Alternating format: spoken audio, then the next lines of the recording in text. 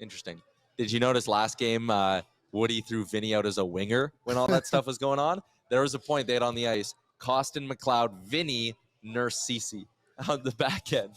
Like, I love Woody's done that now a couple of times in these playoffs where he just kind of goes, enough is enough. And then Vinny goes over the board. That's why I like Woody, man. Like, that is, like, he understands the game of hockey, and I love it. He's pretty old school for, like, a new age coach, too. Well, that's the thing. Like, it's he has that a little bit of that flavor. It's like the new school version of old school. Yeah. And he mixes it in when needed, so it's great. You're not tapping guys on the shoulder saying, hey, go beat this guy up. You're tapping them on the shoulder, and they know what they got to go out there and for. It's a little like, hey, no more bullshit kind of mentality.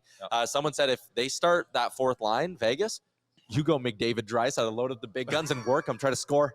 It's like, hey, again, F around, find out. You want to play these little games? Well, we'll just beat you on the scoreboard. How about that? Yeah, that's true, too. Put Kane on there just in case. Because you know they're going to try to take a liberty or two. And that's the thing. See, it's so easy to go Draisaitl into a penalty. It is. So easy. He's got a short fuse. Oh, yeah. It was Christopher Palmer who suggested that. I like that suggestion by him who dropped it in there. Let's get to just quickly some lineup notes for tonight's game. We don't need to break things down too fully. Vegas is expected to be going with the same team tonight unless there's an injury that we'll find out about in warmups, and it is expected to be Laurent Brossoit between the pipes. Wasn't exactly his fault. No. Leon Draisaitl from his office, Connor McDavid on a breakaway. Like, what are you going to do? To be honest, he played pretty well, all things considered. Yeah. Like, he was pretty good in the second and the third period. Could have been more. Yeah, way more. He was strong, and I kind of agree with to go back to him. Didn't they put Nathan Hill in the second period? In the third period. He came in the third, yeah. Also, I thought it was funny that he wasn't Jonathan Quick as a first-string goalie. Shout out. He was in the press box. Yeah, shout out to the one fan who was signing at the TV shot who had his Quick jersey on. Yeah, we saw a couple of them in the arena. It was weird. For people who had some questions about the Oilers lineup, Janmark back on the ice today. Ryan Rishaug says it looks to be 11-7 again. I always think it's hard to tell just from the Oilers line rushes because you never know who they're going to slot out there and how they're rotating things.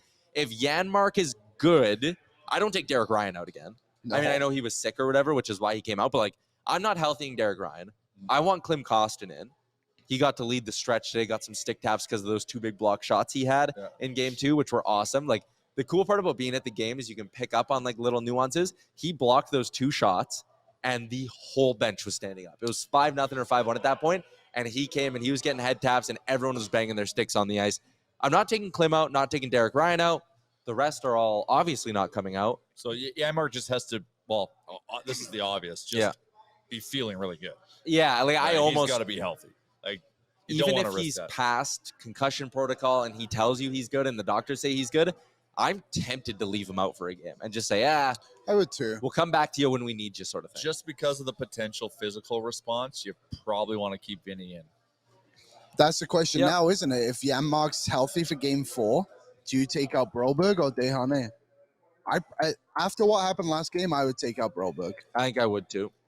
Broberg's not ready for that type of hockey. No, he is not. He was stunned when that happened. Yeah, like when Carrier, they did a close-up because it was when who fought it then? Costin and Whitecloud were fighting, and they were stood in front of him, and he took the blow to the face, and he was just like he had never been punched in the face before. So it's like, boy, they're in Broberg's head. Yes. Yeah. Slightly. NHL draft lottery tonight. I think it was Tyler Mulick who commented, how great is it to have the draft lottery happening for a generational talent, and we don't care about it at all.